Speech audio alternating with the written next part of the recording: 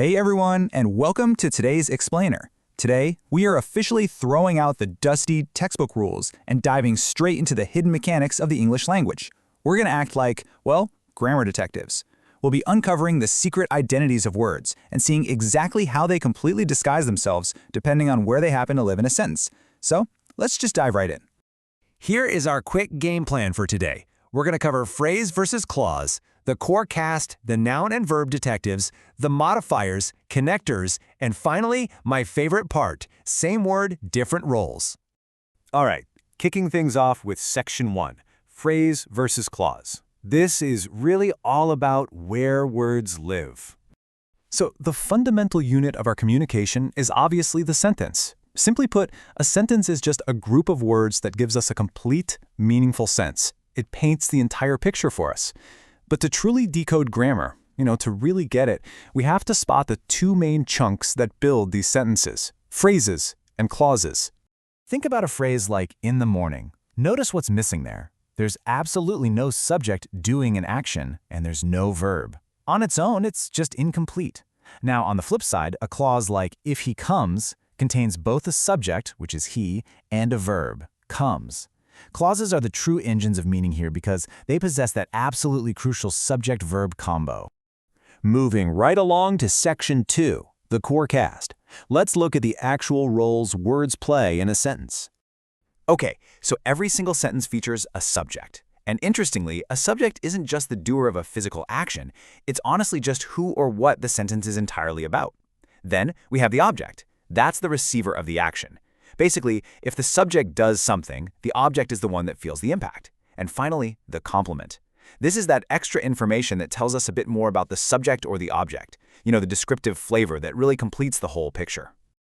All right, grab your magnifying glasses for Section 3, the noun and verb detectives.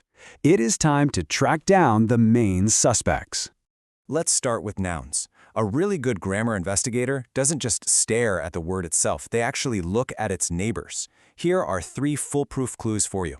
1. Does the word answer the questions who, whom, or what? 2. Does it sit right after an article, like a, an, or the? Or 3. Does it show up right after a preposition, like in, on, or under? If it hits literally any of these, boom, you've caught your noun. Let's actually test this out. Can you spot the nouns in Rom helped me and I bought a book? Let's apply our trick. Who helped me? Rom. Since Rom answers who, it's absolutely a noun. Now, what did I buy? A book. Notice that book follows the article a. Case closed, right? Rom and book are our nouns. Now, what about verbs? We're usually taught that verbs are just action words, but actually, sometimes they just show a state of being, and that can get super tricky. So here is your ultimate fingerprinting technique. Can you change its tense? Seriously, if you have a word like play and you can force it into the past as played, or maybe the future as will play, you have caught your verb. Tense control is 100% the ultimate fingerprint of a verb. Which brings us to Section 4, the modifiers. This is where we start adding detail. So we have 2 types of modifiers here. First up, adjectives. Adjectives are fiercely loyal. They literally only hang out with nouns and pronouns. Like in the phrase, smart boy, the word smart gives us specific data about the boy. Simple enough. Then we have adverbs. Adverbs are kind of the overachieving multitaskers of the grammar world. They describe verbs, adjectives, or even other adverbs. They tell us how, when, or where an action happens. In walk slowly, slowly tells us exactly how that walking is being executed. Almost done with our toolkit. Section 5, connectors and interjections. Let's look at the glue that holds our sentences together. Prepositions show a physical or time-based position, and they basically always sit right before a noun. Take the phrase, under the tree. Under is the position, tree is the noun. It's quite literally prepositioned. Conjunctions, on the other hand, are your ultimate joining links. They act as little bridges connecting words, phrases, or clauses. In Ram and Sham, and is the sticky glue holding those two nouns together. Oh, and we absolutely cannot forget interjections. These are the dramatic, highly emotional outbursts of the language. Things like, alas, hurrah, wow. Grammatically speaking, they kind of just float there in the sentence without technically connecting to the structural framework, but man, they bring the sentence to life with sudden human emotion. And now for the twist ending. Section 6, same word, different roles. Meet the masters of disguise. Okay, I'm going to challenge you right now. Think about the word fast. Just that one word. Is fast a noun? Is it a verb, an adjective, or an adverb? Think about it for a second and lock in your answer.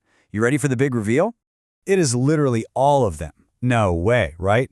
Look at how brilliant this is. If I say he ran fast, the word fast is describing the verb ran, so it's an adverb. But if I say he is a fast runner, well, now fast is describing the noun runner, so it's an adjective. What about they fast on Monday? Here, it's the physical action of abstaining from food, so it's acting as a verb. And finally, if he kept a fast, it's sitting right after the article a, meaning it's a noun. The absolutely crucial takeaway here is this. A single word's part of speech is decided entirely by the actual job it's doing in the sentence, not by how it happens to be spelled. Let's really cement this concept with one more super common everyday example, the word water. In the sentence, I water the plants, water is the action you are actively performing. It's a verb. You can even apply our detective trick and change the tense to watered. But in give me some water, it's a physical thing. It's an object you are asking to receive, which makes it a noun. It's the exact same spelling, but a completely different grammatical identity based solely on its job. So what's the big takeaway for us today? Basically, to truly master language, you can't just memorize textbook definitions. You have to observe the context and figure out the job the word is actually doing.